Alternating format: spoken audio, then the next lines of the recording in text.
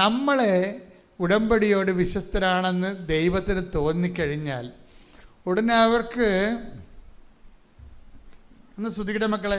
Hallelujah hallelujah hallelujah hallelujah hallelujah മഹത്വം മഹത്വം ആരാധന ആരാധന ഹല്ലേലൂയ ഹല്ലേലൂയ മഹത്വം ആരാധന ഹല്ലേലൂയ. അതായത് ഇത്രയും അപ്പോൾ നമ്മൾ ഉടമ്പടിയിൽ വിശ്വസ്തത പാലിച്ചില്ലേ, ഉടമ്പടി റെക്ടിഫൈ ചെയ്തു. ആദ്യം തെറ്റിപ്പോയപ്പോൾ ഉള്ള ജോലി കൂടി പോയി, 0 ആയി. പിന്നെ ഉടമ്പടി വന്ന് പുതുക്കി കഴിഞ്ഞപ്പോൾ പൂർവാധി ശക്തമായിട്ട് അവരെ ഉടമ്പടി നിറവേറ്റാൻ തുടങ്ങി. അവരുടെ ഭാഗം ക്ലിയർ ചെയ്തപ്പോൾ എന്താ പറ്റിയിരിക്കണത്? ക്ലിയർ ചെയ്തപ്പോൾ ഇവർ അപേക്ഷ പോലും വെച്ചിട്ടില്ല. ആമസോണിൻ്റെ ഏരിയ മാനേജറായിട്ട് ഇയാളെ അപേക്ഷ വെക്കാതെ അവർ ഇയാളുടെ ബയോഡേറ്റ കണ്ടുപിടിച്ച് ഇങ്ങോട്ട് കോൾ ഫോർ ചെയ്യാൻ. കർത്താവിൻ്റെ മുമ്പിൽ നിന്നെ രക്ഷപ്പെടുത്താൻ 10,000 വഴികളുണ്ട്. നിൻ്റെ ചിന്തയിൽ ഒരു കമ്പനിയും ഒരു രാജ്യമേ ഉണ്ടാകത്തുള്ളൂ,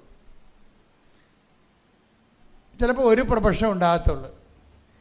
ഉടമ്പടി ഓപ്പൺ മാർക്കറ്റിൽ ഇട്ട് കഴിഞ്ഞാലുള്ള ഗുണമെന്ന് പറഞ്ഞാൽ, ഓപ്പൺ മാർക്കറ്റ് എന്ന് പറഞ്ഞാൽ എന്താ കാര്യം? കർത്താവിൻ്റെ സാധ്യതയ്ക്ക് ഇടണം. നിങ്ങൾ ഉടമ്പടി കൃത്യമായിട്ട് അവൻ പറയണ പോലെ ചെയ്ത് കഴിയുമ്പോൾ ഇപ്പോൾ എന്താ സംഭവിച്ചു? സ്ത്രീക്ക് ഇവർക്ക് എന്താ സംഭവിക്കണം? ആമസോണിൻ്റെ ഏരിയ മാനേജർ എന്ന് പറയണത് ഇയാൾ പഠിച്ചത് ഫൈനാൻസാണ് പഠിച്ചത്. ഇപ്പോൾ ഫൈനാൻസ് ഇയാളെ പഠിച്ച പ്രൊഫഷൻ തന്നെയാണ് വിളിച്ചിരിക്കണത്. അപ്പം നല്ല ശമ്പളം, പക്ക ശമ്പളമാണ്. ഇയാൾ വല്ല അപേക്ഷ വെച്ചാൽ? ഒരു അപേക്ഷ വെച്ചിട്ടില്ല. ഇയാൾക്ക് അവരറിയാവോ? അറിയാൻ പാടില്ല. പക്ഷേ ദൈവത്തിൻ്റെ കൺട്രോളിലാണ് ഈ സംഭവങ്ങളെല്ലാം. നമ്മളൊരു സത്യസന്ധമാണെന്ന്, ഇപ്പം നിൻ്റെ കല്യാണം താമസിക്കുന്നു, നിനക്ക് കൊച്ചുണ്ടാകാൻ താമസിക്കുന്നു, ശരി, നിനക്ക് വീട് വിൽക്കാനോ താമസിക്കുന്നു.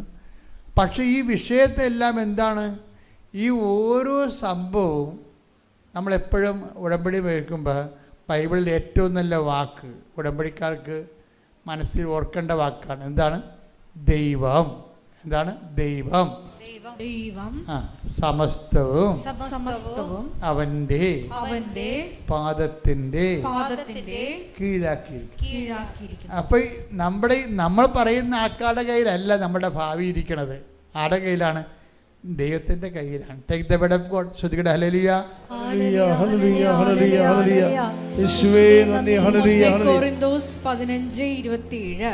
1 Corinthians 15:27 ദൈവം സമസ്തവും അധീനമാക്കി തന്റെ പാദത്തിൻ കീഴാക്കിയിരിക്കുന്നു. സമസ്തവുമാണ് നിന്റെ ജോലി, വീട്, വിവാഹം, പെൻഷൻ, PR, ഈ സമസ്തവും കർത്താവിൻ്റെ കീഴിലാണ്. അപ്പം അതുകൊണ്ട് തന്നെ നമ്മുടെ മുമ്പിലുള്ള എന്താണ്? നമ്മൾ ഈ സമസ്തവും ദൈവത്തിൻ്റെ കീഴിലാക്കണം. അതാണ് വിഷയം. നമ്മൾ സമസ്തവും നമ്മുടെ ചിന്ത, ആലോചന, അതുപോലെ തന്നെ നമ്മുടെ പ്രവർത്തനങ്ങൾ എല്ലാത്തിനെയും. കഴിഞ്ഞ ദിവസങ്ങളിൽ ഈ ഗോകുൽകൃഷ്ണയുടെ സാക്ഷ്യങ്ങളിലൊന്ന്, ഒത്തിരി സാക്ഷ്യങ്ങളുണ്ടാവില്ല, അല്ല ഒരു സാക്ഷ്യം പറയണത്, ഞാൻ ചെറുപ്പമാണ്, ഈ ടൈറ്റ് യൂത്തിൻ്റെ ടൈമാണ്, എനിക്ക് 25 വയസ്സേ ഉള്ളൂ. അപ്പം ഞാൻ ജർമ്മനി ചെല്ലുമ്പോൾ എനിക്ക് ഭയങ്കര ബോറടിച്ച്. എന്താണ് കാര്യം? ആ പ്രായം ബോറടിക്കുന്ന പ്രായമാണ്. കാര്യം എല്ലാവർക്കും തന്നെ ലൈനുണ്ട്, അതാണ് വിഷയം. കാര്യം അവർക്ക് ഈ ആൾക്കാർക്ക് ആ പ്രായത്തിൽ ബോറടിക്കുമ്പോൾ ഓരോരുത്തർ ചിലപ്പോൾ നല്ലതായിരിക്കും, ചിലപ്പോൾ മോശമായിരിക്കും, ചിലപ്പോൾ പണി കിട്ടും, പല പരിപാടിയാണ്. പക്ഷേ ഇവരുടെ മാനസികാവസ്ഥ എന്താ? മാനസികാവസ്ഥ എന്ന് പറയുന്നത് തനിക്ക് ആരും ഇല്ലല്ലോ എന്നുള്ളതാണ്. അപ്പനമ്മ വീട്ടിലല്ലേ, ഇടയ്ക്കിങ്ങനെ സ്കൈപ്പിൽ തിരിച്ചുകൊണ്ടിരിക്കണമെന്നല്ലാതെ കാര്യമില്ലല്ലോ. അത് ഫ്രെയിം വെച്ച ഫോട്ടോ പോലെയാണ്. അമ്മ ചോദിക്കും തിന്നാന്ന് ചോദിക്കും, അതാണ് ചോദിക്കത്തുള്ളൂ, വേറെ ഒന്നും ചോദിക്കത്തില്ല. കഴിച്ച നിൻ്റെ മുടി എന്താണ് ഇങ്ങനെ ഇരിക്കണത്? ഇത് സ്ഥിരം ചോദ്യമാകുമ്പോൾ 1 കൊല്ലം ആകുമ്പോൾ അമ്മയെ വെറുക്കും. കാര്യം ഇവർക്കിത് ചോദിക്കാനല്ല അറിയാൻ പാടുള്ളൂ. ശമ്പളമാണെങ്കിൽ ശമ്പളം ചോദിക്കും, ശമ്പളം കിട്ടിയില്ലേ മോളെ എന്നൊക്കെ ചോദിക്കും. അത് 1 കൊല്ലം കേൾക്കുമ്പോൾ തന്നെ അറിയാം ഈ തള്ള വാ പൊളിക്കണ ശമ്പളത്തിനാണെന്ന്. അപ്പം നമ്മളോട് പറഞ്ഞില്ലെങ്കിലും നിങ്ങളെക്കുറിച്ച് അവർക്കൊരു ധാരണയാകും. ഉള്ളിൽ നിങ്ങളുടെ ഫോട്ടോ കാണുന്നത് തന്നെ അവർക്ക് മടുപ്പാകും. കാര്യം ചോദിക്കാൻ പോണ കാര്യം ഇത്രയാണ്. അതിങ്ങനെ റെക്കോർഡ് ചെയ്ത് വെച്ച് കഴിഞ്ഞാൽ ഈ അമ്മ വിളിക്കുമ്പോൾ റെക്കോർഡ് ഓൺ ചെയ്താൽ മതി. കഴിച്ചു, ശമ്പളം കിട്ടി അല്ലെങ്കിൽ കിട്ടിയില്ല, നമ്മൾ റെക്കോർഡ് ചെയ്ത് വെച്ചാൽ മതി. അപ്പോൾ അവർ ഓക്കെ ആവും. അപ്പോൾ എപ്പോഴും നമ്മൾ ശ്രദ്ധിക്കണം ഈ വിഷയങ്ങളെ. കാര്യം കൈ വിട്ട് നിൽക്കുന്ന ആ പിള്ളേരെ കൈകാര്യം ചെയ്യണമെങ്കിൽ നമ്മൾ വേറെ കോളേജിൽ പോയി ഓടിക്കേണ്ടി വരും. അവരുടെ മനസ്സിലുണ്ടാകുന്ന ട്രാജഡി ഒന്നും നിങ്ങളോട് പറയണമെന്നൊരു നിർബന്ധമില്ല. അതുകൊണ്ട് എപ്പോഴും നല്ലത് ഉടമ്പടി എടുത്ത് അതുങ്ങൾക്ക് വേണ്ടി പ്രാർത്ഥിക്കുക. എന്താ കാര്യം, നമുക്കറിയത്തില്ല എന്ത് അണ്ടർ കറണ്ടാണ് പോകണമെന്ന്. അപ്പം ഇപ്പോൾ ഗോകുൽ കൃഷ്ണൻ എന്താ പറയണത്, എനിക്ക് ബോറടിക്കാൻ തുടങ്ങി ഒറ്റക്ക് നടന്ന്, എല്ലാവർക്കും കൂട്ടുണ്ട്. അപ്പോൾ കൊള്ളാവുന്നതായാലും കൊള്ളാത്തതായാലും ആരെങ്കിലും ഒരു കൂട്ട് കിട്ടണമെങ്കിൽ കഴിഞ്ഞാൽ നമുക്ക് ബോറടി മാറും. അത് എല്ലാ യൂത്തും അനുഭവിക്കുന്ന പ്രശ്നമാണ്. എല്ലാ യൂത്തും അനുഭവിക്കുന്ന കാര്യം. ഒരു പ്രണയക്കൂട്ട് കിട്ടിയില്ല എന്നുണ്ടെങ്കിൽ ഇവർക്ക് കോംപ്ലക്സാണ്. എന്താണ്, തനിക്കെന്തോ കുഴപ്പമുള്ളത് കൊണ്ടാണ് നമുക്ക് ഒന്നും ഒക്കാതെ വന്നതെന്ന് തോന്നും. അത് നമ്മൾ അമ്മയോടൊന്നും പറയാം. ചിലർ അപ്പം അമ്മയോടൊക്കെ ഈ സംഭവം അങ്ങോട്ട് ഡിസ്കസ് ചെയ്യും, ചിലർ ഡിസ്കസ് ചെയ്യത്തില്ല. അപ്പോൾ ഇവരുടെ മനസ്സിലുള്ള ഒരു ചങ്കടിപ്പെന്ന് പറയണത് തനിക്കെന്തോ കുഴപ്പമുണ്ട്, തൻ്റെ ബോഡിക്കെന്തോ കുഴപ്പമുണ്ട്, തൻ്റെ സംസാരത്തിൽ എന്തോ കുഴപ്പമുണ്ട്, താൻ തിരിവാകുകയാണ്. ഓപ്പൺ മാർക്കറ്റിൽ താൻ തിരിവാകുകയാണ്. അപ്പോൾ പിന്നെ ഇവിടെ കാണിക്കണത് എന്താണ്, തിരിവാകാതിരിക്കാൻ വേണ്ടി ഞാൻ വലിയ സംഭവമാണെന്ന് അറിയിക്കാൻ വേണ്ടി പുതിയ പുതിയ അഭ്യാസങ്ങൾ കാണിക്കും. ഇവിടെ കാലുകുത്തുന്ന ഓരോ മനുഷ്യരും ഞാൻ ചൂടാകണത് ആത്മീയ കാപഠ്യം ഉണ്ടെങ്കിലേ ചൂടാകത്തുള്ളൂ. മറ്റുള്ള കാര്യങ്ങൾക്ക് I am not bother about it. നിങ്ങൾ കർത്താവിനെ പറ്റിക്കുന്നുണ്ടെങ്കിൽ തീർച്ചയായിട്ടും വയറ്റിപ്പഴപ്പിന് വേണ്ടി ദൈവത്തിനെ ദുർവിനിയോഗിച്ചാൽ ഞാൻ നിങ്ങളുടെ ഉടമ്പടി കറക്റ്റ് ചെയ്യാൻ വേണ്ടി ചിലപ്പോൾ ചൂടാകണതാണത്. അല്ലാതെ ആൾക്കാരെ നോക്കി ചൂടാകണതല്ല. ഉടമ്പടി കറക്റ്റ് ചെയ്യാൻ വേണ്ടി നിങ്ങൾ ശാസിക്കുന്നതാണ് അല്ലേ ഉള്ളു. അല്ലാതെ നിങ്ങൾ എന്ത് ലിപ്സ്റ്റിക് തേച്ച് വന്നാലേ എനിക്കൊന്നും പ്രശ്നമൊന്നുമില്ല. ഇനി ഇന്നാളൊരാൾ മുഴുവനും മദാമയെ പോലെ കളറൊക്കെ ചെയ്ത് വന്ന് ഞാൻ ചിരിച്ച്, അത്രേ ഉള്ളൂ. അത് അവരുടെ പ്രായത്തിന് അവർക്കത് ചെയ്ത് അങ്ങ് മുന്നോട്ട് പോകേണ്ടത്. അതിനകത്ത് കുഴപ്പമൊന്നുങ്ങളൊന്നുമില്ല. പക്ഷേ അതല്ല പ്രശ്നം. ഈ ഒറ്റപ്പെടലെന്ന് പറയുന്ന സംഭവം, നമ്മൾ ഒറ്റപ്പെട്ട് കഴിഞ്ഞാൽ നമുക്ക് ഓപ്പൺ മാർക്കറ്റിൽ നമുക്ക് ഡിമാൻഡില്ലെന്ന് കണ്ടു കഴിഞ്ഞാൽ നമ്മൾ ഇതുപോലുള്ള അഭ്യാസങ്ങൾ കാണിക്കും. പക്ഷെ കുറച്ച് കഴിയുമ്പോൾ കിഡ്നി പോകുക, ഇത് നമുക്ക് പിടിച്ചിരിക്കാൻ പറ്റത്തില്ല. കമ്പനിക്കാരൊക്കെ എത്ര നമ്മളെ ശ്രദ്ധിച്ചാലും കുറച്ച് കഴിയുമ്പോൾ ഒരു കമ്പനിക്ക് നമ്മളെ പിടിച്ചു നിർത്താൻ പറ്റത്തില്ല. കുറച്ച് കഴിയുമ്പോൾ നമ്മൾ 40-30 വയസ്സോ ഉള്ളെങ്കിലും 60 വയസ്സിൻ്റെ ബ്രാൻഡിലിരിക്കുകയുള്ളൂ. കമ്പനിയുടെ കാര്യങ്ങളെല്ലാം കെമിക്കലല്ലേ. അപ്പോൾ നമുക്ക് ആ വഴിക്ക് പോയിട്ട് ചിന്തിക്കുക. അപ്പോൾ അതിനേക്കാളെല്ലാം മനസ്സിൻ്റെ കണ്ടൻറ്റ് വരണം. ഇപ്പം ഇവിടെ നല്ല പ്രായമാണ്, അവളെ പറയണം എനിക്കൊരു കൂട്ട് കിട്ടണമെന്ന് തോന്നിയായിരുന്നു. അപ്പോൾ പിന്നെ ഞാൻ പറഞ്ഞു കർത്താവിനോട്, കർത്താവേ നിന്നേക്കാൾ നല്ല കൂട്ട് ആർക്കും തരാൻ പറ്റത്തില്ലെന്ന്. അത് കേൾക്കാൻ നല്ല രസമാണ്. എൻ്റെ ടൈറ്റ് ജീവിതത്തിൽ ജീസസ് നിന്നെപ്പോലെ നല്ല കൂട്ട് ആർക്കും, അതാരും ഗോകുൽ കൃഷ്ണനായ പറയണമെന്ന് ഓർക്കണം. ഇത് ഇവരുടെ ജ്ഞാനമെന്ന് പറഞ്ഞ പണ്ടാര ജ്ഞാനമാണ്. എന്ന് വെച്ച് കഴിഞ്ഞാൽ എല്ലാവരും റാലിക്ക് ചില ആൾക്കാർ ഓടുമല്ല, നടന്നു വരുമ്പം ഓടുകയല്ലേ. ഓടുമ്പോൾ നടന്ന് കയറാൻ വരുമ്പോൾ ചില ആൾക്കാർ ഓടുമ്പോൾ ഇവിടെ അവർത്തിങ്ങനെ ഈ ഓട്ടതിരത്ത് ഉള്ളതായിരിക്കും എന്ന് വിചാരിച്ചു. ആരാണ്ട് ഓടുന്ന കണ്ടപ്പോൾ ഇവൾ ഓടി മുമ്പിലെത്തി മാതാവിൻ്റെ അടുത്ത് എത്തണമായിരിക്കും ചിലപ്പോൾ പരിപാടി എന്ന് വിചാരിച്ച്. പിന്നെ കുറച്ച് കഴിഞ്ഞപ്പോൾ ഒക്കെ മനസ്സിലായി, ഇങ്ങനെ ഓടിയിട്ട് കാര്യമില്ലല്ലോ, ഞാൻ ജർമ്മനിയിൽ നിന്ന് ഇവിടെ വന്നത് അമ്മയുടെ റാലി കൂടാനല്ലേ വന്നത്. ഞാൻ ഓട്ടം നിർത്തിയപ്പോൾ എനിക്ക് കാര്യം ഭയങ്കര ചൂടാണ്. ശരിയാണ്, നമ്മൾ വെയിലത്തൂടിയല്ലേ പോയത്, നല്ല പൊള്ളണ വെയിലത്തൂടിയാണ് പോയത്. ഇപ്പോൾ ശരീരമൊക്കെ വിയർക്കാൻ തുടങ്ങി. അപ്പോൾ ഈ അവിടുന്ന് തണുപ്പിൽ നിന്ന് ഇങ്ങോട്ട് ലാൻഡ് ചെയ്യുമ്പോൾ ബോഡി വേറെ ഒരു കണ്ടീഷനാകും ഒരാഴ്ച. പിന്നെ ശരിയായി പറഞ്ഞെങ്കിൽ അയ്യോ എൻ്റെ അവസ്ഥയൊക്കെ ഭയങ്കര ഗതികേടായിരുന്നു. ചൊറിഞ്ഞും മാന്തിയൊക്കെ ഞാനൊരു കണക്കിനാണ് ഈ ഫ്രാൻസിലൊക്കെ ജീവിച്ചത്. ചുണ്ടൊക്കെ വല്ലതും അല്ലാത്ത മനുഷ്യർ ചൊരിയും മുഴുവൻ ഇങ്ങനെ പൊടി വന്ന് വയസ്സന്മാരെ പോലെ ഇരിക്കും. പൊടിയൊക്കെ കയറി ശരീരത്തിൽ മുഴുവൻ പൊടി പോലെയൊക്കെ വരും. അതുകൊണ്ട് അവരെല്ലാം കുറേ സാധനങ്ങളൊക്കെ തേച്ചാണ് അവരവിടെ നിൽക്കുന്നത്. അപ്പോൾ അത് ഇവർ വന്ന് ഇവിടെ ലാൻഡ് ചെയ്ത് കഴിഞ്ഞപ്പോൾ ഭയങ്കര ചൂട്, തണുപ്പിൽ ചൂടിലൊക്കെ വന്നത്. അപ്പോൾ ഈ ചൂടെടുത്തിട്ട് നിൽക്കാൻ പറ്റണില്ല. ഉടനെ ഗോകുൽ കൃഷ്ണ പറയുവേ, കർത്താവേ എനിക്കിത് റാലി പൂർത്തിയാക്കാൻ പറ്റാത്ത രീതിയിൽ ചൂടാണ് ഇവിടെ. അതുകൊണ്ട് ഞാൻ എൻ്റെ കുടുംബത്തിൽ നിന്ന് മരിച്ചു പോയിട്ടുള്ള എൻ്റെ പൂർവ്വപിതാക്കന്മാരുടെ ശുദ്ധീകരണത്തിൽ ആത്മാക്കളുടെ വീണ്ടെടുപ്പിന് വേണ്ടി ഞാൻ എൻ്റെ ശരീരത്തിൻ്റെ ചൂട് കാഴ്ചവെക്കണം. പറഞ്ഞ മനസ്സിലായില്ലേ? ജ്ഞാനസ്ഥാനപ്പെടാത്തൊരു സന്തതി പറയുന്ന സംഭവം പ്രാർത്ഥനയാണിത്. എൻ്റെ പൂർവ്വപിതാക്കന്മാർ ശുദ്ധീകരണത്തിൽ ആത്മാക്കളുടെ വീണ്ടെടുപ്പിന് വേണ്ടി എൻ്റെ ശരീരത്തിൻ്റെ ഇപ്പം സഹിക്കാനാവാത്ത ചൂട് ഞാൻ ഇതാരും ഇവർക്ക് പറഞ്ഞു കൊടുക്കണേ? പരിശുദ്ധാത്മാവല്ല. പിന്നെ ആര് പറഞ്ഞു കൊടുക്കാനാണ്? ഏത് വേദപാഠം പഠിച്ചിട്ടാണ്? ഒരു വേദപാഠവും പഠിപ്പിക്കാത്തവരെ കർത്താവ് പഠിപ്പിച്ചുകൊണ്ടിരിക്കുകയാണ്. ദൈവനാമത്തിന് മഹത്വം ഉണ്ടാവട്ടെ. എൻ്റെ പേര് റോണ മേരി മാത്യു. ഞാൻ എടത്വായിന്ന് വരുന്നു. ഇന്ന് ഇവിടെ ആയിരിക്കാൻ അമ്മ നൽകിയ ഒരു വലിയ അവസരത്തെ ഓർത്ത് നന്ദിയോടെ സ്തോത്രം പറയുന്നു. കാരണം ഞാൻ കുറേ നാളായി അമ്മയോട് ചോദിക്കുന്നു, അമ്മേ എനിക്കും എന്നാണ് സാക്ഷ്യം പറയാനായിട്ടൊരു അവസരം എനിക്ക് നീ ഒരുക്കി തരുന്നതെന്ന് ഞാൻ എപ്പോഴും അമ്മയോട് ചോദിക്കുന്നുണ്ടായിരുന്നു. അമ്മ ഓരോരോ ചെറിയ അനുഗ്രഹങ്ങൾ തരുമ്പോഴും അമ്മയോട് ഞാൻ പറയും, അമ്മേ എനിക്ക് ഒരു സമയം തരണേ സാക്ഷ്യം പറയാൻ. അത് ഇന്ന് അമ്മ എനിക്ക് ഒരുക്കി തന്നതിനെ ഓർത്ത് നന്ദിയോടെ ഞാൻ അതിലും ഏറെ സന്തോഷത്തോടുകൂടി നന്ദി പറയുകയാണ്. ഞാൻ ഇന്ന് ഇവിടെ ഒരു ഏറ്റവും വലിയൊരു അനുഗ്രഹമാണ് എനിക്ക് അമ്മ നൽകിയത്. അതിനെപ്പറ്റി സാക്ഷ്യം പറയാനാണ് ഞാൻ ഈശോ ഇന്നിവിടെ ആയിരിക്കുന്നത്. ഇന്ന് ഞാൻ ആദ്യം പറയാൻ പോകുന്ന സാക്ഷ്യം എൻ്റെ ഒരു രോഗസൗഖ്യമാണ്. 12 വർഷമായി ഞാൻ അതേ രോഗം കൊണ്ട് കഷ്ടപ്പെടുമായിരുന്നു. എനിക്ക് 7ാം ക്ലാസ്സിൽ തുടങ്ങിയതാണ്. പീരിയഡ്സിൻ്റെ ഒരു പ്രശ്നമായിരുന്നു. അത് തുടങ്ങിക്കഴിഞ്ഞാൽ 1 മാസം തുടങ്ങിക്കഴിഞ്ഞാൽ അത് 20 ദിവസം പോവും. അത് എനിക്ക് കൈ നിൽക്കത്തുകൂടിയില്ല. ഞാൻ മാറിയ ഓരോ ദിവസവും മാറുമ്പോഴും അമ്മയോട് ഞാൻ ചോദിക്കും, ഈശോയോട് ഞാൻ ചോദിക്കും, ഈശോയെ എല്ലാവർക്കും നീ സൗഖ്യം കൊടുക്കുന്നു, എനിക്ക് മാത്രം എന്താ നീ സൗഖ്യം തരാത്തതെന്ന്.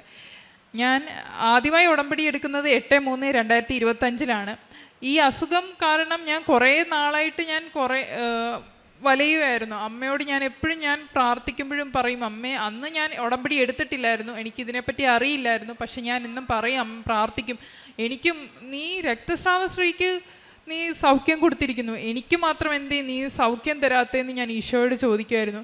എന്നും കരഞ്ഞും പ്രാർത്ഥിക്കുമായിരുന്നു. ഞാൻ പഠിച്ചുകൊണ്ടിരിക്കുന്ന സമയത്ത് ഞാൻ BSc നഴ്സിംഗ് പഠിച്ച് 4th ഇയറിൻ്റെ എക്സാമിന് വേണ്ടി സ്റ്റഡി ലീവ് തന്നു. അപ്പോൾ ഞാൻ വീട്ടിലേക്ക് വന്നു. എക്സാം കഴിഞ്ഞു. എക്സാം കഴിഞ്ഞ് സ്വസ്ഥമായിരിക്കുന്ന ഒരു സമയമായിരുന്നു. അപ്പം വീട്ടിൽ കുറച്ച് തിരക്കും കാര്യങ്ങളുമായി. ആ സമയത്ത് എനിക്ക് പെട്ടെന്ന് എവിടുന്നില്ലാതെ വീണ്ടും ബ്ലീഡിങ് സ്റ്റാർട്ടായി. നിൽക്കുന്നില്ല. ബ്ലീഡിങ് തുടങ്ങിയെന്ന് പറഞ്ഞാൽ ഭയങ്കരമായിട്ട് ഞാൻ വെളുത്ത് നിൽക്കുന്ന ഒരു അവസ്ഥയായിരുന്നു. ഒട്ടും വയ്യാണ്ടായി. എൻ്റെ അമ്മ എൻ്റെ പുറകെ നടന്ന് പറയും, എടാ നമുക്ക് ആശുപത്രി പോടാ, നീ എന്താ ഇങ്ങനെ ഇരിക്കുന്നത്, നമുക്ക് ആശുപത്രി വേഗം പോയേക്കാം, ഇനി ഇങ്ങനെ വെച്ചോണ്ടിരിക്കാം. ഞാൻ തീരെ അവശതയായെന്ന് കണ്ടപ്പോൾ ഞാനും പറഞ്ഞു, അമ്മ എന്നാൽ ആശുപത്രി പോകാമെന്നും പറഞ്ഞ് ആദ്യം TMM ഹോസ്പിറ്റൽ, തിരുവല്ലയിലുള്ള TMM ഹോസ്പിറ്റലിൽ പോയി. അവിടെ എമർജൻസി കയറി. അവരെനിക്ക് കുറച്ച് മരുന്ന് തന്നു. പക്ഷേ ഞാൻ പെട്ടെന്ന് തന്നെ അന്ന് തന്നെ ഡിസ്ചാർജ് ഞാൻ വേഗം വീട്ടിലേക്ക് പോയി. 2 ദിവസം കഴിഞ്ഞ് എനിക്കൊരു ട്രിവാൻഡ്രത്ത് പോകേണ്ട ഒരു അത്യാവശ്യം ഉണ്ടായിരുന്നു. വീട്ടിലേക്ക് ഞാൻ ട്രിവാൻഡ്രം പോയി തിരിച്ചു വന്നപ്പോൾ വീണ്ടും ഇതേ പ്രശ്നം സ്റ്റാർട്ടായി. എനിക്ക് കയ്യിൽ നിൽക്കുന്നില്ല, വീണ്ടും അവശതയായി. അപ്പം ഞാൻ വേഗം വീണ്ടും എമർജൻസിയിൽ അതേ ഹോസ്പിറ്റലിൽ പോയി. അഡ്മിറ്റായി. അവിടെ ചെന്ന് കഴിഞ്ഞപ്പോൾ അവർ എന്നെ സ്കാനും കാര്യങ്ങളൊക്കെ ചെയ്ത് കഴിഞ്ഞപ്പോഴാണ് അവർ പറയുന്നത്, ഒരു സിസ്റ്റ് അകത്തുണ്ട്, അത് വളർന്നുകൊണ്ടിരിക്കുകയെന്ന് പറഞ്ഞു. ബ്ലഡ് കൗണ്ട് അന്നേരം ഇപ്പോൾ 6 എനിക്കിനി ഒരു രക്ഷയില്ല. അപ്പം എന്നോട് പറഞ്ഞു, നമുക്ക് അഡ്മിറ്റ് ആവാം, ഇനി അഡ്മിറ്റായി നമുക്ക് കുറച്ച് ഫെറസ് ഫ്യൂമറേറ്റ് ഒക്കെ നമുക്ക് കുറച്ച് മരുന്നൊക്കെ കയറ്റാം, എന്നാലേ ഇനി ശരിയാവത്തുള്ളൂ എന്ന് അവർ പറഞ്ഞു. അപ്പം ഞാൻ വിചാരിച്ചു എന്നാൽ പിന്നെ ഞാൻ എന്നാൽ അഡ്മിറ്റ് ആവുമെന്നും പറഞ്ഞ് ഞങ്ങൾ ഓൾറെഡി അഡ്മിറ്റ് ആവുമെന്നുള്ളൊരു ചെറിയ ധാരണയുള്ളതുകൊണ്ട് എല്ലാം പ്രിപ്പയർ ചെയ്ത് നേരത്തെ അവിടെ ചെന്ന് അഡ്മിറ്റായി. അവർ എല്ലാ കാര്യങ്ങളും കഴിഞ്ഞ് ഡിസ്ചാർജ് ആവുന്ന സമയത്ത് ഞങ്ങൾ വീണ്ടും ഡോക്ടറെ പോയി കണ്ടു. ഡോക്ടറോട് ചോദിച്ചു, ഡോക്ടർ ഇത് സർജറി ചെയ്ത് കളയാനായിട്ട് വല്ലതും പറ്റുമോ എന്ന് ചോദിച്ചപ്പോൾ ഡോക്ടർ എന്നോട് പറഞ്ഞു, ഞങ്ങൾക്കത് പറ്റത്തില്ല, ഞങ്ങൾക്കത് ചെയ്യാൻ പറ്റത്തില്ലെന്ന് എന്നോട് പറഞ്ഞു. ഡോക്ടറിന് ഞങ്ങൾ അഡ്മിറ്റായ സമയത്ത് തന്നെ ആദ്യമേ ചെന്ന് ഡോക്ടറോട് പറഞ്ഞിട്ടുണ്ടായിരുന്നു, ഞാൻ CMCയിലാണ് പഠിക്കുന്നത്, CMC വെല്ലൂരിലാണ് പഠിച്ച് കഴിഞ്ഞ് ഇപ്പം ഞാൻ അങ്ങോട്ടാണ് ജോലിക്ക് കയറുന്നതെന്ന് പറഞ്ഞപ്പോൾ ഡോക്ടർ ഈ സർജറിയുടെ കാര്യം പറഞ്ഞപ്പോഴും ഡോക്ടർ പറയുന്നത്, നീ ഒരു കാര്യം ചെയ്യും, നിങ്ങൾ CMC തന്നെ പോയി നോക്ക്, അവരെന്താ പറയുന്നതെന്ന് നമുക്ക് നോക്കാം, എന്തായാലും ഞങ്ങൾ ഇവിടെ സർജറി ചെയ്യില്ല എന്നും പറഞ്ഞ് അവർ കൈ ഒഴിഞ്ഞു. അപ്പോൾ എനിക്ക് അധികം വിഷമമായി. ഞാനപ്പം ഞാൻ അന്നേരം ഇപ്പോൾ ഉടമ്പടി ആയിരിക്കുന്ന ഒരു സമയം കൂടെ ആയിരുന്നു. എനിക്ക് അറിയായിരുന്നു ഉടമ്പടി എടുത്തു കഴിഞ്ഞാൽ അമ്മ എനിക്ക് കാണിച്ചു തരും എന്താ കാര്യം എന്നുള്ളത്. അമ്മ എനിക്ക് വേഗം കാണിച്ചു തരുമെന്ന് എനിക്കൊരു പ്രതീക്ഷ ഉണ്ടായിരുന്നു. അതുപോലെ തന്നെ എനിക്ക് വേഗം സാധിക്കുകയും ചെയ്തു. അതെന്താണെന്ന് കാണിച്ചു തന്നു. അത് കഴിഞ്ഞ് ഞാൻ CMC അവിടെ ജോലി തുടങ്ങി. ഞാൻ ജോലിക്കായി പോയി. അത് കഴിഞ്ഞ് ഞാൻ അവിടെ ചെന്ന് അവിടെ ചെക്കപ്പും കാര്യങ്ങളും ഒക്കെ തുടങ്ങി. ചെക്കപ്പിൽ ഡോക്ടർ പറഞ്ഞു, ആദ്യത്തെ അൾട്രാസൗണ്ട് കഴിഞ്ഞപ്പോൾ തന്നെ ഡോക്ടർ പറഞ്ഞു, എടാ നമുക്കിത് വെച്ചോണ്ടിരിക്കേണ്ട നമുക്കിത് വേഗം സർജറി ചെയ്യാമെന്ന് പറഞ്ഞു. അന്നേ ദിവസം ഞാൻ രാവിലെ സർജറി ഡോക്ടർ പറയുന്നതിന് മുന്നേ രാവിലെ ഞാൻ എഴുന്നേറ്റു. ഞാൻ എഴുന്നേൽക്കുമ്പോൾ പോലും ഞാൻ ഫോൺ നോക്കത്തില്ല. ആദ്യമേ ഞാൻ കണ്ണടച്ച് കർത്താവിനോട് ഒരു ഗുഡ് മോർണിംഗ് പറഞ്ഞിട്ട് ഞാൻ എന്നും തുടങ്ങത്തുള്ളൂ. അതെനിക്ക് ഏറ്റവും വലിയൊരു സന്തോഷവും പോസിറ്റീവ് എനർജിയും തരുന്നൊരു കാര്യമാണ്. ഞാനപ്പോൾ ദൈവത്തോട് ഈശോയോട് ഞാൻ പറഞ്ഞു, ഈശോയെ ഞാൻ ഇന്ന് പോവാ ഹോസ്പിറ്റലിലോട്ട്, എന്താ ചെയ്യേണ്ടതെന്ന് എനിക്കറിയില്ല, സർജറി ആണോ എന്താ ചെയ്യേണ്ടതെന്ന് അറിയില്ല, ഈശോയെ നീ തന്നെ കാണിച്ചു തരിക എന്ന് ഞാൻ പറഞ്ഞിട്ടാണ് ഞാൻ അവിടുന്ന് പോയത്. അപ്പം ഞാൻ അന്ന് ബൈബിള് വായിക്കാൻ ഞാൻ എന്നും രാവിലെ ഹോസ്പിറ്റലാണെങ്കിലും ഡ്യൂട്ടിക്ക് പോകുമ്പോൾ ഞാൻ ഈശോയോട് പ്രാർത്ഥിക്കുകയും ഡെയിലി ബ്രെഡ് ആരാധന കൂടി ബൈബിള് വായിച്ചിട്ട് ഇറങ്ങിപ്പോന്നെ. അന്നേ ദിവസം ഞാൻ ബൈബിള് വായിച്ചില്ല. പക്ഷെ എൻ്റെ മനസ്സിൽ ആരോ വന്ന് പറഞ്ഞു, എടാ നീ ഇന്ന് ബൈബിള് വായിച്ചോ, വേഗം പോയി ബൈബിള് വായിക്കുമെന്ന് പറഞ്ഞു. ഞാൻ തുറന്നപ്പോൾ തന്നെ എന്നോട് ഈശോ സംസാരിക്കുന്ന പോലെയാണ് എനിക്ക് തോന്നിയത്, നീ ഭയപ്പെടേണ്ട, നിന്നോട് കൂടെ ഞാനുണ്ടെന്നുള്ളൊരു വാക്യം. ഞാൻ അത് കഴിഞ്ഞ് വേഗം ബൈബിൾ അടച്ചു, ഈശോയോട് പ്രാർത്ഥിച്ചു, ഈശോയെ ഞാൻ പോവാ, എന്താ ചെയ്യേണ്ടതെന്ന് അറിയില്ല, കൂടെ വന്നേക്കണേന്ന് ഞാൻ പറഞ്ഞു. ഞാൻ മുറി പൂട്ടി ഇറങ്ങിയപ്പോഴേക്കും എന്നോട് വീണ്ടും ഒരു സ്വരം മനസ്സിൽ പറഞ്ഞു, എടാ ഇത് ഒരു സർജറിയിൽ അവസാനിക്കാൻ പോകുന്നത്, നീ പേടിക്കണ്ട, നിന്നോട് ഞാൻ കൂടെ ഉണ്ടെന്നുള്ളൊരു കാര്യം ആരോ വന്ന് എൻ്റെ അടുത്ത് സംസാരിക്കുന്ന പോലെ തോന്നി. ഞാൻ വേഗം ചെന്ന് ഞാൻ ആശുപത്രിക്ക് പോയി ഡോക്ടറെ കണ്ടു. ഡോക്ടർ പറഞ്ഞു, ഇനി നമുക്കിത് വെച്ചോണ്ടിരിക്കേണ്ട, ഇത് പെട്ടെന്ന് തന്നെ നമുക്ക് സർജറി ചെയ്ത് കളയേണ്ട കാര്യമാണെന്ന് പറഞ്ഞു. ഇനി ഇത് വളർന്നുകൊണ്ടിരിക്കുകയെന്ന് പറഞ്ഞു. ഞാൻ ശരി നമുക്ക് സർജറി ചെയ്യാമെന്ന് പറഞ്ഞു. സർജറിയുടെ ഡേറ്റായി. സർജറി ഓപ്പറേഷൻ തിയേറ്ററിൽ കയറ്റിയപ്പോഴും അമ്മയ്ക്കൊക്കെ ഭയങ്കര സങ്കടമായിരുന്നു, പക്ഷേ എനിക്ക് ഭയങ്കര സന്തോഷമായിരുന്നു. അപ്പം എനിക്ക് ഒരു പേടി പോലും തോന്നിയില്ല. അതെന്താന്ന് ഇപ്പോൾ ചോദിച്ചാൽ എനിക്കൊരു ഉറപ്പുണ്ടായിരുന്നു ഉള്ളിൽ, എൻ്റെ ഈശോ എൻ്റെ കൂടെ സർജറിയുടെ കൂടെ ഞാൻ പോകുമ്പോൾ കർത്താവും ഇങ്ങ് പോന്നേക്കും, എനിക്കതുകൊണ്ട് ഒന്നും പേടിക്കാനില്ല എന്നുള്ളൊരു വിശ്വാസം എൻ്റെ ഹൃദയത്തിലുണ്ടായിരുന്നു. ഞാൻ സർജറി അനസ്തീഷ്യ തന്നപ്പോഴും ഞാൻ ഒരു സൈഡിലേക്ക് നോക്കിയിട്ട് കർത്താവിനോട് പറഞ്ഞു, കർത്താവേ നീ അവിടെ നിന്നേക്ക്, എനിക്ക് ധൈര്യമാ, നീ അവിടെ നിന്ന് പോയേക്കല്ലേ എന്ന് ഞാൻ കർത്താവിനോട് കണ്ണടയ്ക്കുന്നതിന് മുന്നേ, അനസ്തീഷ്യ തന്ന് കണ്ണടയ്ക്കുന്നതിന് മുന്നേ പറഞ്ഞു. അത് കഴിഞ്ഞ് സർജറി കഴിഞ്ഞു, തിരിച്ചെത്തി, എല്ലാം കഴിഞ്ഞു. ആദ്യത്തെ 2 മാസം ഒരു കുഴപ്പവും ഇല്ലായിരുന്നു. പിന്നെയും ഇതേ ഇഷ്യൂ സ്റ്റാർട്ട് ചെയ്തു. ഹോർമോൺ ചേഞ്ചും കാര്യങ്ങളും ഒക്കെ ആയി. വീണ്ടും അവർ തന്ന മരുന്നുകൾ കണ്ടിന്യൂ ചെയ്യുന്നുണ്ടായിരുന്നു, മരുന്ന് തന്നിട്ട് നിൽക്കുന്നില്ല. അവസാനം ഞാൻ ഈശോയോട് പറഞ്ഞു, ഈശോയെ ഇത് മരുന്ന് കൊണ്ട് ഇനി നിൽക്കുന്നു എനിക്ക് തോന്നുന്നില്ല, എനിക്കറിയാം അല്ലെങ്കിലും നീ എൻ്റെ കൂടെയുണ്ട്, എനിക്കൊന്നും പേടിക്കാനില്ല എന്നുള്ളൊരു ധൈര്യം എൻ്റെ ഹൃദയത്തിലുണ്ടായിരുന്നു. അത് കഴിഞ്ഞ് ഞാൻ എല്ലാം ചെക്കപ്പും എല്ലാം കഴിഞ്ഞു. ഡോക്ടർ ലാസ്റ്റ് അൾട്രാസൗണ്ട് കൂടെ ചെയ്തു. അത് കഴിഞ്ഞ് ഡോക്ടർ എന്നോട്, ഞാൻ അന്നേരം ഇപ്പോൾ എൻ്റെ വീട്ടിലേക്ക് ലീവിന് വന്ന സമയമായിരുന്നു. ലീവിന് വന്നു. അപ്പം ഞാൻ അമ്മയോട് ഇങ്ങനെ കാര്യങ്ങളൊക്കെ പറഞ്ഞപ്പോൾ അമ്മ പറഞ്ഞു, നമുക്ക് ജോസഫ് അച്ഛനെ ഒന്ന് കാണാമെന്ന് പറഞ്ഞു.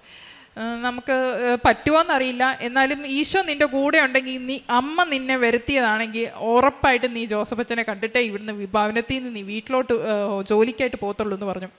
ഞാൻ വന്നു.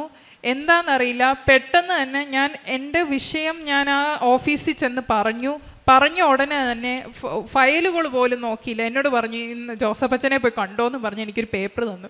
ഞാൻ വേഗം ഇങ്ങോട്ട് വന്നു. എല്ലാവരും മാറി. അപ്പം എല്ലാവരും പറഞ്ഞു, രോഗസൗഖ്യത്തിനല്ലേ ഇവിടെ നിന്നോന്ന് പറഞ്ഞു. ഞാൻ കയറി നിന്നു. അച്ഛൻ വന്നു, എൻ്റെ തലയെ കൈവച്ചു. ഞാൻ വേഗം എന്താണെന്നറിയില്ല, എനിക്ക് എവിടെ നിന്നാണെന്നറിയില്ല, പെട്ടെന്ന് ഞാൻ കരയാൻ തുടങ്ങി. ഞാൻ അമ്മയോട് പറഞ്ഞു, അമ്മേ എത്ര നാളായി ഞാൻ ഈ വിഷയം കൊണ്ട് നടക്കുകയാണ്, ഇനിയെങ്കിലും എന്നെ ഒന്ന് സ്വസ്ഥമാക്കല്ലേ അമ്മേ, എനിക്കും സൗഖ്യം താ അമ്മേ, എനിക്കും സാക്ഷ്യം പറയാനൊരു അവസരം താ അമ്മേ എന്ന് പറഞ്ഞു. അച്ഛൻ തൈലം തന്നു. എന്നോട് പറഞ്ഞു, വിശ്വാസപ്രമാണം ചൊല്ലി പോയി അത് തേക്കണമെന്ന് പറഞ്ഞു. വിശ്വാസപ്രമാണം ചൊല്ലി ഞാനത് വയറ്റിൽ തേച്ചു. പിന്നെ എവിടുന്നാന്നറിയില്ല, എനിക്ക് പിന്നെ ഒരിക്കൽ പോലും ഇത്രയും നാളായിട്ടോ എനിക്ക് ആ അസുഖം ഇതുവരെ വന്നിട്ടില്ല. അതിന് അമ്മയോട് ഒത്തിരി ഒത്തിരി നന്ദി പറയാണ്. കാരണം കുറേ 12 വർഷമായി ഞാൻ വിഷമിച്ച് നടന്നൊരു വിഷയമായിരുന്നു. ഇന്ന് എനിക്കതിൽ അത് നിന്നു, ആ സൗഖ്യം കിട്ടിയെന്ന് ഇപ്പോഴും ഞാൻ സൗഖ്യം കിട്ടിയെന്നുള്ളൊരു സന്തോഷം എനിക്ക് ഇന്നും എൻ്റെ മനസ്സിലുണ്ട്. പിന്നെ രണ്ടാമതായുള്ള എൻ്റെ വിഷയം എന്ന് പറയുന്നത്, എനിക്ക് +2 കഴിഞ്ഞ് 72% മാർക്കേ ഉള്ളായിരുന്നു. എനിക്ക് വേണ്ടി ആ സമയത്ത് ഉടമ്പടി എടുത്തത് എൻ്റെ അമ്മയായിരുന്നു. എനിക്ക് ഭയങ്കര വിഷമമായിരുന്നു. ആരും എനിക്ക് ഒരു കോളേജിൽ നിന്നും എന്നെ അക്സെപ്റ്റ് ചെയ്യുന്നില്ല. എനിക്ക് ഭയങ്കര ഡിപ്രഷൻ പോലെ ആയിപ്പോയി. ഞാൻ ആരോടും ഒന്നും സംസാരിക്കാതായി. വീട്ടിലാണെങ്കിൽ പോലും ഒന്നിനും ഇൻട്രസ്റ്റ് ഇല്ലാണ്ടായി. ഞാനൊന്നും മിണ്ടാണ്ടായി. ആഹാരം പോലും കഴിക്കുന്നില്ല. കാരണം ഒരു കോളേജിൽ നിന്ന് എന്നെ അക്സെപ്റ്റ് ചെയ്യുന്നില്ല. എല്ലായിടത്തും കൊടുക്കുമ്പോഴും കേരളത്തിൽ നിന്നുള്ള എല്ലാ കോളേജും റിജക്റ്റ് ചെയ്തു. കാരണം എനിക്ക് 72% മാർക്കേ ഉള്ളൂ. ഞാൻ എന്നും ഈശോയോട് പറയുന്ന ഒരു കാര്യം, ഞാൻ ഇന്ന് ഇത്രത്തോളം എത്തിയിട്ടുണ്ടെങ്കിൽ അത് നീണ്ട മിടുക്കാണ്. എനിക്ക് ഒരു കഴിവുമില്ല. ഞാൻ ഒരു കഴിവുമില്ലാണ്ടാണ് ഞാൻ ഈ ലോകത്തോട്ട് വന്നത്. ഞാൻ ഇത്രത്തോളം ഇവിടെ നിൽക്കുന്നതും ഈശോ നൽകുന്ന ഓരോ അനുഗ്രഹമാണെന്ന് ഞാൻ എന്നും ഈശോയോട് പറയും. ഞാനപ്പം അത് കഴിഞ്ഞിട്ട് ഞാൻ CMC വെല്ലൂരിലെ ഹോസ്പിറ്റലിൽ ഞാനിങ്ങനെ അഡ്മിഷനായിട്ട് കൊടുത്തു. എൻട്രൻസ് എക്സാം വന്നു, എൻട്രൻസ് എഴുതി. അപ്പോഴും ഞാൻ ഈശോയോട് പറയുന്നുണ്ട്, ഈശോയെ എനിക്ക് വലിയ കഴിവുകളൊന്നുമില്ല, നീ എന്നെ ഏറ്റെടുത്തോണേന്ന് ഞാൻ പറയുമായിരുന്നു. റിസൾട്ട് വന്നപ്പം എനിക്ക് 42nd റാങ്കിൽ എനിക്ക് അവിടെ അഡ്മിഷൻ കിട്ടി. എനിക്ക് ഏറ്റവും വലിയ സന്തോഷമുള്ളൊരു കാര്യമായിരുന്നു. ഇന്ത്യയിലെ ഏറ്റവും ബെസ്റ്റ് കോളേജിൽ, അതും എല്ലാ കോളേജിൽ നിന്നും എന്നെ റിജക്റ്റ് ചെയ്തതും, ഏറ്റവും മാർക്ക് കുറഞ്ഞ എന്നെ ഇന്ത്യയിലെ ഏറ്റവും ബെസ്റ്റ് കോളേജിൽ എന്നെ വിളിച്ചതിൽ, അതും ഈശോ തന്ന വലിയൊരു അനുഗ്രഹമായിട്ടാണ് ഞാൻ കരുതുന്നത്. അതുമാത്രം കൂടാതെ എനിക്ക് ഏറ്റവും കൂടുതൽ വിഷമമുള്ള സമയത്ത് ഞാൻ ഈശോയോട് എന്ന് സംസാരിക്കും. ഞാൻ ഒരിക്കലും ഒരു പ്രാർത്ഥനയായിട്ടല്ല, ഞാൻ ഉടമ്പടിയിലുള്ളപ്പോഴും ഞാൻ അമ്മയോടും ഈശോയോടും സംസാരിക്കുകയാണ് ചെയ്യുന്നത്. ഒരിക്കലും ഞാനൊരു പ്രാർത്ഥനയായിട്ട് ഞാൻ കരുതില്ല.